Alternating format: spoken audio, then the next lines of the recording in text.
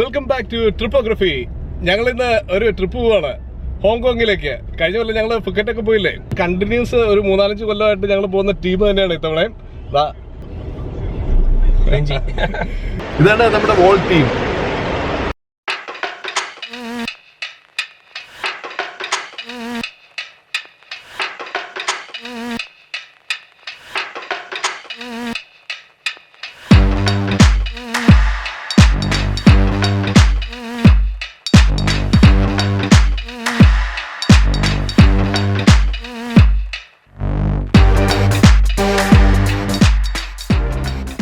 അങ്ങനെ നമ്മളിതായിപ്പോൾ Kuala Lumpur international airport 2-ൽ വന്നിരിക്കുകയാണ്.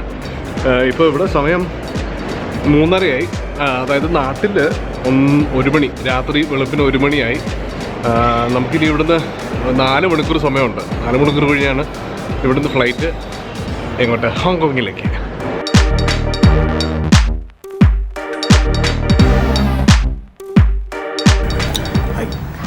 അപ്പോൾ നമ്മളിപ്പം കൊലാലംപൂർ ഇൻ്റർനാഷണൽ എയർപോർട്ട് 2-ൽ എത്തിയിരിക്കുകയാണ്. കൊലാലംപൂർ ഇൻ്റർനാഷണൽ 2 എന്ന് പറഞ്ഞു കഴിഞ്ഞാൽ ഞാൻ നേരത്തെ മുമ്പൊരു വീഡിയോയിൽ ഞാൻ കാണിച്ചിരുന്നു. നമ്മുടെ മലയാളിയുടേതാണെന്ന് പറയാൻ പറ്റുന്ന, അഭിമാനത്തോടു കൂടി പറയാൻ പറ്റുന്ന ഒരു എയർപോർട്ടാണ് കൊലാലംപൂർ ഇൻ്റർനാഷണൽ എയർപോർട്ട് 2, അതല്ലെങ്കിൽ KLIA2. അതായത് എയർ ഏഷ്യയുടെ ഹബ്ബാണ് ഈ കൊലാലംപൂർ ഇൻ്റർനാഷണൽ എയർപോർട്ട് 2 എന്ന് പറയുന്നത്. എയർ ഏഷ്യ എന്ന് പറഞ്ഞു കഴിഞ്ഞാൽ ശരിക്കും ഒരു മലയാളിയുടേതാണെന്ന് നമുക്ക് അഭിമാനത്തോടുകൂടി പറയാൻ പറ്റും. അതായത് എയർ ഏഷ്യയുടെ ഓണർ ടോണി ഫെർണാണ്ടസ്, അദ്ദേഹം ഒരു ഹാഫ് മലയാളിയാണ്. അപ്പോൾ ഞങ്ങളിപ്പോൾ ഇരിക്കുന്നത് പ്ലാസ പ്രീമിയം ലോഞ്ച് എന്ന് പറഞ്ഞിട്ട് എൽ ഗേറ്റിൽ ഒരു ലോഞ്ചാണ്. എല്ലാ ഗേറ്റ്സിലും തന്നെ ലോഞ്ചുകളുണ്ട്, അതുകൂടാതെ തന്നെ മെയിൻ ലോഞ്ച് വേറെ ഉണ്ട്. അപ്പം ഞങ്ങളിവിടെ ഇന്നായിരിക്കുന്നത് ശരിക്കും പറഞ്ഞു കഴിഞ്ഞാൽ ഈ പ്രയോറിറ്റി പാസ്സുള്ള കാർഡ് ഉള്ളതുകൊണ്ടാണ്. ഇതെങ്ങനെയാണ് കിട്ടുന്നതെന്ന് വെച്ച് കഴിഞ്ഞാൽ നമുക്ക് ക്രെഡിറ്റ് കാർഡ് അപ്ലൈ ചെയ്യുമ്പോൾ പലതരത്തിലുള്ള ഫീച്ചേഴ്സുള്ള കാർഡുകളുണ്ട്. ഇൻ്റർനാഷണൽ ലോഞ്ചും ഡൊമസ്റ്റിക് ലോഞ്ചൊക്കെ യൂസ് ചെയ്യാൻ പറ്റുന്ന കാർഡുകൾ നമ്മൾ ചോദിച്ച് നമ്മൾ എലിജിബിൾ ആണെന്നുണ്ടെങ്കിൽ നമുക്കത് ലഭിക്കും. അപ്പോൾ അങ്ങനെ കിട്ടിയ കാർഡ് വെച്ചിട്ടാണ് ഞങ്ങളിവിടെ കയറുന്നത്. അപ്പോൾ ഇവിടെ കയറി കഴിയുമ്പോൾ നമുക്ക് $1 നമുക്ക് ഈ ലോഞ്ച് യൂസ് ചെയ്യാൻ പറ്റും. നമുക്കിവിടെ കംഫർട്ടബിൾ ആയിട്ട് ഇരിക്കാൻ പറ്റുന്ന തരത്തിലുള്ള സീറ്റിംഗ് അറേഞ്ച്മെൻറ്റ്സ് ഉണ്ട്. ചില ലോഞ്ചുകളിൽ നമുക്ക് കിടന്ന് ഉറങ്ങാൻ പറ്റുന്ന സംവിധാനം വരെ ഉണ്ട്. അപ്പോൾ ഇവിടെ അത് മാത്രമല്ല, നമുക്ക് അൺലിമിറ്റഡ് ബൊഫെ ഫുഡ് കഴിക്കാം എന്നൊക്കെയുള്ളതാണ് മറ്റൊരു പ്രത്യേകത. പിന്നെ എൻ്റർടൈൻമെൻറ്റ് സിസ്റ്റമായിട്ട് നമുക്കിവിടെ TV, അതുപോലെ നമുക്ക് മൊബൈൽ ചാർജ് ചെയ്യാനും, അതുപോലെ ബാക്കി എല്ലാ തരത്തിലുള്ള പ്രൈവസി ആഗ്രഹിക്കുന്നവർക്ക് തീർച്ചയായിട്ടും ഇങ്ങനെയുള്ള ലോഞ്ചുകൾ ഉപയോഗിക്കാവുന്നതാണ്.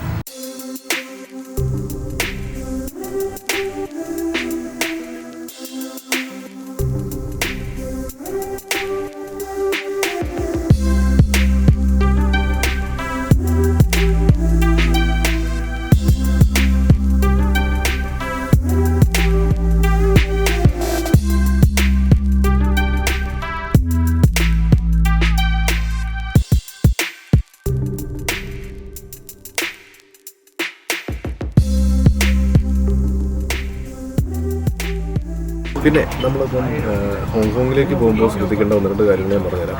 ഹോങ്കോങ്ങിലേക്ക് നമുക്ക് ഓണറൈവൽ വിസയാണ്. പക്ഷേ നമ്മൾ PAR എന്ന് പറഞ്ഞൊരു സംഗതി നമ്മൾ നാട്ടിൽ നിന്ന് തന്നെ ചെയ്തിരിക്കണം. PAR എന്ന് പറഞ്ഞു കഴിഞ്ഞാൽ പ്രീ അറൈവൽ രജിസ്ട്രേഷൻ എന്ന് പറയുന്നത്. ഇത് നമുക്ക് ഓൺലൈനിൽ ചെയ്യാൻ പറ്റും. അതിനകത്ത് ശ്രദ്ധിക്കേണ്ടതായിട്ട് മെയിനായിട്ടുള്ളൊരു കാര്യം എന്ന് വെച്ച് കഴിഞ്ഞാൽ PR രജിസ്ട്രേഷന് വേണ്ടി നമ്മൾ സെർച്ച് ചെയ്യുമ്പോൾ തന്നെ നമുക്ക് ആദ്യം വരുന്നത് ഏതോ ഒരു അനോണിമസ് ആയിട്ടുള്ള ഏതോ ഒരു വെബ്സൈറ്റാണ്. അപ്പോൾ ആ വെബ്സൈറ്റിൽ നമ്മൾ ചാടിക്കയറി അതിനകത്ത് രജിസ്റ്റർ ചെയ്യാൻ നോക്കരുത്. അതിൽ 2500 രൂപ ഒരു ഫീസായിട്ടൊക്കെ മേടിക്കുന്നതാണ്. പക്ഷേ നമുക്കിത് ആക്ച്വലി 100% എന്താ പറയുക, ഫ്രീ ആണ്. അപ്പോൾ ഇതാണ് നമ്മുടെ PAR എന്ന് പറയുന്നത്, pre arrival registration for Indian nationalities. ഇത് നോട്ടിഫിക്കേഷൻ സ്ലിപ്പാണ്. ഇത് നമ്മളവിടെ ഇവിടെ ചെയ്തിട്ടാണ് നമ്മളവിടെ ചെന്ന് കഴിയുമ്പോൾ നമുക്ക് പാസ്പോർട്ട് മേടിച്ചിട്ട് ഓണറൈവൽ വിസ അടിച്ചു തരുന്നത്. അപ്പോൾ ഇത് തീർച്ചയായിട്ടും നമ്മൾ ഗവൺമെൻറ്റിൻ്റെ തന്നെ സൈറ്റിൽ കയറിയിട്ട് ചെയ്യുകയാണ് വേണ്ടത്. കാരണം അങ്ങനെ ചെയ്തു കഴിഞ്ഞാൽ നമുക്ക് 100% ഫ്രീ ആണ്. അല്ലെന്നുണ്ടെങ്കിൽ നമ്മുടെ പൈസ പോകും. ചിലപ്പോൾ നമുക്ക് ഈ PAR ലഭിക്കാതെയും വരാം. അതുപോലെ ഞാൻ ഇപ്പോൾ നമ്മൾ PAR രജിസ്റ്റർ ചെയ്യേണ്ട വെബ്സൈറ്റ് ലിങ്ക് ഞാൻ ഡിസ്ക്രിപ്ഷനിൽ കൊടുത്തിട്ടുണ്ട്. അപ്പോൾ നിങ്ങളതൊന്ന് ചെക്ക് ചെയ്ത് കഴിഞ്ഞാൽ കുറച്ചുകൂടി എളുപ്പമായിരിക്കും. പിന്നെ രണ്ടാമത്തെ കാര്യം എന്ന് പറഞ്ഞു കഴിഞ്ഞാൽ, ഇപ്പോൾ എൻ്റെ കയ്യിൽ ക്യാമറയൊക്കെ ഉണ്ട്, ഇലക്ട്രോണിക് ഐറ്റംസ് ഉണ്ട്, അത്യാവശ്യം വിലപിടിപ്പുള്ള സാധനങ്ങളൊക്കെ ഉണ്ടെന്നുണ്ടെങ്കിൽ നമ്മൾ നമ്മുടെ ഇന്ത്യയിലെ എയർപോർട്ടിൽ നിന്ന് കയറുമ്പോൾ തന്നെ നമുക്ക് എന്താ പറയുക, കസ്റ്റംസിൽ നമ്മൾ റിക്വസ്റ്റ് ചെയ്തിട്ട് നമുക്ക് ഇതിനെ ഡിക്ലെയർ ചെയ്യാമെന്ന് പറയും. ഇത് ഡിക്ലറേഷൻ ഫോമാണ്. ഇതിനകത്ത് നമ്മുടെ പ്രൊഡക്റ്റിൻ്റെ മോഡൽ നമ്പറും അതിൻ്റെ പേരും അപ്രോക്സിമേറ്റ് എത്ര എമൗണ്ട് ഉണ്ടെന്ന് ഒക്കെ അറിയാൻ വേണ്ടിയിട്ടുള്ളൊരു സ്ലിപ്പാണ്. ഇത് കസ്റ്റമേഴ്സ് സൈൻ ചെയ്ത് നമുക്ക് തരുവാണെന്നുണ്ടെങ്കിൽ, ഉദാഹരണത്തിന് നമ്മൾ ഞാൻ ഈ ക്യാമറയായിട്ട് നമ്മൾ നാട്ടിലേക്ക് തിരിച്ചു വരുന്ന സമയത്ത് അവർ പറയുകയാണ് ഈ ക്യാമറ നിങ്ങൾ പോയ രാജ്യത്ത് നിന്നും മേടിച്ചതല്ലേ എന്ന് പറഞ്ഞിട്ട് നമ്മളെ കൊണ്ട് ഡ്യൂട്ടി അടപ്പിക്കാനുള്ള അധികാരം അവർക്കുണ്ട്. അപ്പോൾ അതുകൊണ്ട് അത് സംഭവിക്കാതിരിക്കാൻ വേണ്ടി നമ്മൾ ഇവിടുന്ന് വാങ്ങിച്ച് ഇവിടെ ഉപയോഗിച്ചുകൊണ്ടിരുന്ന ക്യാമറയാണെങ്കിൽ ഇവിടുന്ന് ഉപയോഗിച്ചുകൊണ്ടിരുന്ന ഇലക്ട്രോണിക് ഐറ്റം ആണെന്നുള്ളത് ബോധ്യപ്പെടുത്താൻ വേണ്ടിയിട്ടാണ് നമ്മൾ ഇവിടുന്ന് ഡിപ്പാർട്ട് ചെയ്യുമ്പോൾ തന്നെ ഈ കാര്യങ്ങളെല്ലാം ബോധ്യപ്പെടുത്തി നമ്മൾ ഫോം ഫില്ല് ചെയ്ത് സൈൻ ചെയ്ത് സീൽ വെപ്പിച്ച് മേടിക്കുന്നത്.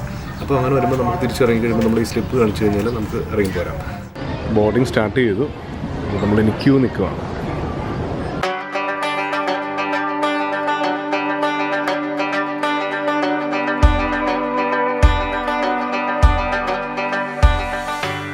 Keselamatan baru saja dinyalakan. Sila kembali ke tempat duduk anda dan pastikan tali kedai anda terpasang.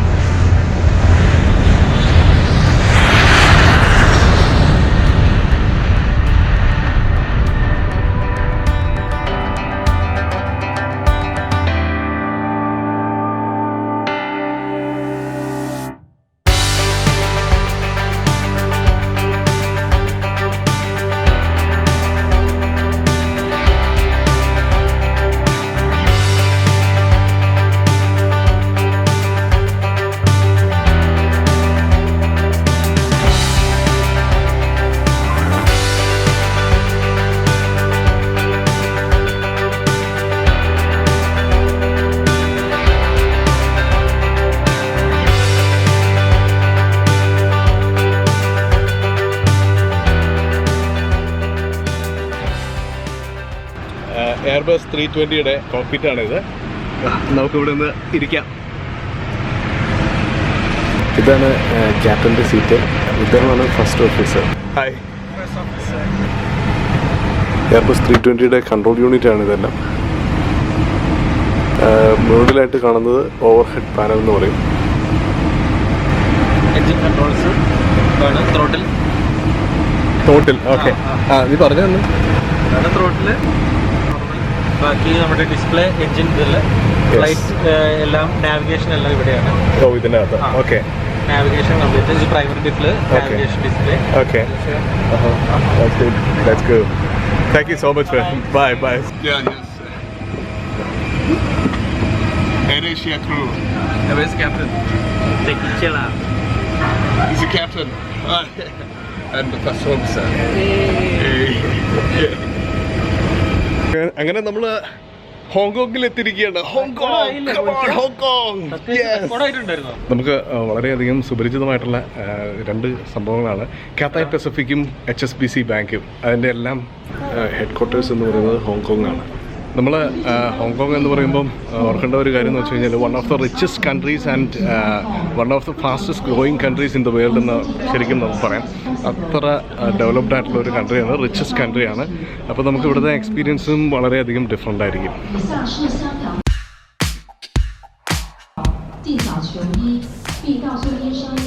എല്ലാം ഫ്രഷ് ഫ്ലവേഴ്സാണ് കേട്ടോ. ഫ്രഷാ, നല്ല സ്മെല്ലുണ്ട്.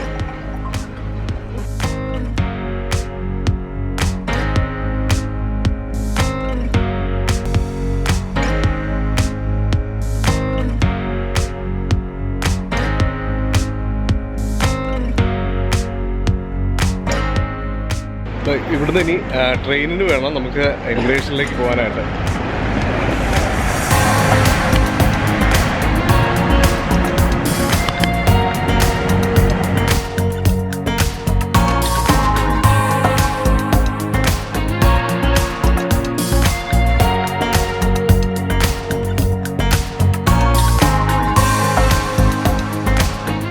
ഓക്കെ, അപ്പോൾ നമ്മൾ എമിഗ്രേഷൻ എല്ലാം കഴിഞ്ഞ് പുറത്തിറങ്ങി ബാഗേജ് കളക്ട് ചെയ്തുകൊണ്ട് നമ്മളിപ്പം ഇൻഫർമേഷൻ ഡെസ്കിൽ ചെന്നിട്ട് നമുക്ക് ഇവിടുത്തെ കുറച്ച് ഡീറ്റെയിൽസ്, നമുക്ക് ഇവിടുന്ന് എങ്ങനെ എയർപോർട്ടിലേക്ക് ഹോട്ടലിലേക്ക് പോകാം, അതുപോലെ നമ്മളിവിടെ എടുക്കേണ്ട കാർഡ്, ഒക്ടോബസ് കാർഡ് എടുക്കണം.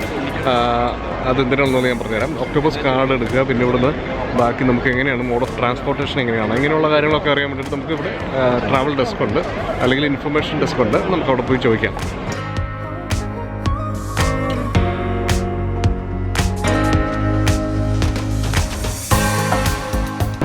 നമുക്ക് ഇവിടുന്ന് ബസ്സും ടാക്സിയും ഇവിടുന്ന് കിട്ടും സിറ്റിയിലേക്ക്. അപ്പം ഞങ്ങളവിടെ അന്വേഷിച്ച് കഴിഞ്ഞപ്പോൾ അവർ പറഞ്ഞെന്താണെന്ന് വെച്ച് കഴിഞ്ഞാൽ നമുക്ക് ടാക്സിക്ക് പോകണമെന്നുണ്ടെങ്കിൽ ഞങ്ങളുടെ ഹോട്ടൽ വരേക്കും $400 ആവും, ഹോങ്കോങ് ഡോളേഴ്സ് ആവും. ബസ്സിനാണെന്നുണ്ടെങ്കിൽ $200 നിൽക്കുകയും ചെയ്യും. ഒരു 5 മിനിറ്റ് നടക്കാനും ഉണ്ടെന്നുള്ളത് പറഞ്ഞോളൂ. ഞങ്ങളെന്തായാലും ചീപ്പസ്റ്റ് വേ ബസ്സായതുകൊണ്ട് അതെടുക്കാൻ തീരുമാനിച്ചു.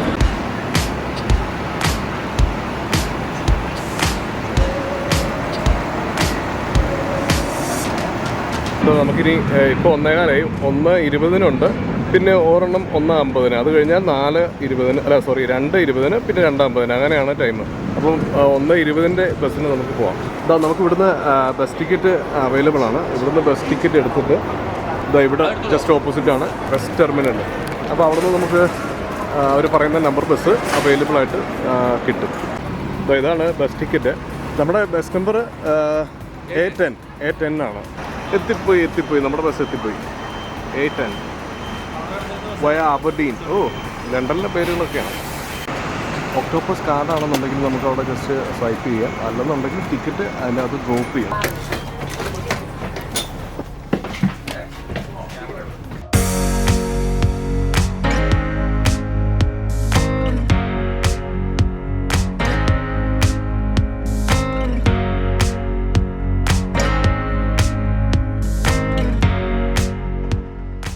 Like Hong Kong, yeah, because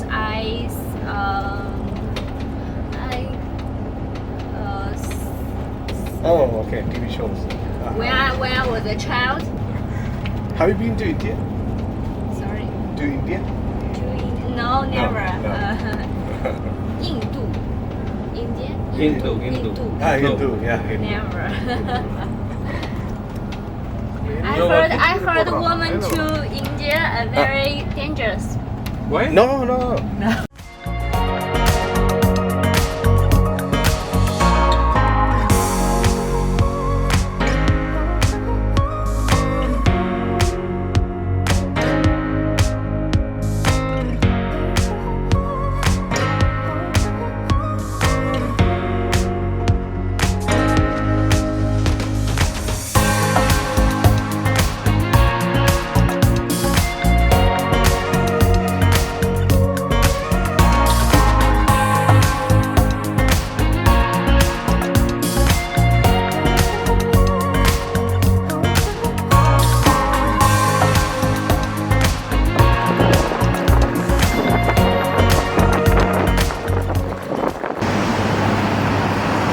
ഇതാണ് നമ്മുടെ ഹോട്ടൽ.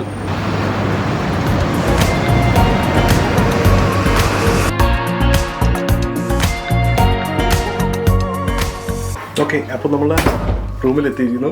അത്യാവശ്യം കൊള്ളാവുന്ന റൂം തന്നെ, പക്ഷേ വലിപ്പം അധികമില്ല. പക്ഷേ ഡബിൾ ബെഡ്റൂമാണ്. ഇവിടെ നിന്നുള്ള വ്യൂ, നമ്മളിത് ആക്ച്വലി 16ാമത്തെ നിലയിലാണ്. 16ാമത്തെ നിലയിൽ നിന്ന് കാണുന്ന വ്യൂ എന്നൊക്കെ പറഞ്ഞു കഴിഞ്ഞാൽ ഇവിടെ നോക്കുമ്പം കടലിൻ്റെ ഭാഗങ്ങളൊക്കെ കാണാം. ബാക്കി നോക്കിക്കഴിഞ്ഞാൽ നമ്മുടെ ചുറ്റും വലിയ സ്കൈ സ്ക്രാപ്പേഴ്സ് തന്നെയാണ്. എനിവേ, നമ്മളിവിടുത്തെ കാഴ്ചകൾ എന്തൊക്കെയാണെന്നുള്ളത് ഒരു തീരുമാനത്തിലെത്തിയിട്ടില്ല. നമ്മൾ എന്തൊക്കെയാണ് കാണാൻ പോകേണ്ടത്. ഇന്ന് ഇപ്പോൾ സമയം ഇവിടെ 2 മണി. സോറി, ഇപ്പോൾ ഇവിടെ സമയം 2:56, 3 മണിയാവാറായി. ഞങ്ങളിതുവരെ നമ്മൾ ആ ലോഞ്ചിൽ നിന്ന് കഴിച്ച ഫുഡ് മാത്രമേ കഴിച്ചിട്ടുള്ളൂ, പിന്നെ ഒന്നും കഴിച്ചിട്ടില്ല. അപ്പോൾ എന്തായാലും പുറത്ത് പോയിട്ട് ഫുഡൊക്കെ കഴിച്ച് ഇന്നത്തെ കാര്യങ്ങളൊന്ന് പ്ലാൻ ചെയ്ത് പുറത്തേക്ക് അറിയാം. അപ്പോൾ ഇവിടുത്തെ വേറെ പ്രശ്നം എന്താ വെച്ചാൽ നമ്മൾ ഇംഗ്ലീഷ് കോളനിയൊക്കെ ആയിരുന്നുവെങ്കിൽ തന്നെയും ഇംഗ്ലീഷൊന്നും എല്ലാവർക്കും അത്ര വശമില്ല. നമ്മൾ ചോദിച്ചു കഴിഞ്ഞാൽ ഒരു 10 പേരോട് ചോദിച്ചു കഴിഞ്ഞാൽ ഒരാൾക്ക് ഇംഗ്ലീഷ് അറിയാം, അത്രയ്ക്കേ ഉള്ളൂ. എല്ലാവർക്കും ഒന്നും ഇംഗ്ലീഷ് അത്ര പരിചയമില്ല. കാരണം ചൈനയിൽ നിന്നൊക്കെ വന്ന് താമസിക്കുന്നവരാണ് കൂടുതലും ഭൂരിഭാഗം ആൾക്കാരും. കാരണം ഇവിടെ ബിസിനസ്സും കച്ചവടമൊക്കെ നടത്താൻ വേണ്ടിയാണ് ചൈനയിൽ നിന്ന് ആളുകൾ വന്ന് താമസിക്കുന്നത്. അപ്പോൾ എവിടെ നോക്കിയാലും കച്ചവടമാണ്. നമ്മൾ ഈ ഡൽഹിയിലൊക്കെ ചെന്ന് കാണില്ല, ചില ഇടുങ്ങിയ തെരുവുകളിലേക്കൂടെ പോകുന്ന പോലെയുള്ള സ്ഥലങ്ങൾ. പക്ഷെ ഇടുങ്ങിയ തെരുവാണെങ്കിലും ഇവിടെയുള്ള ബിൽഡിങ്ങുകളെല്ലാം ഇമാതിരി വലിപ്പമുള്ള ഈ സ്കൈ സ്ക്രാപ്പേഴ്സാണ്.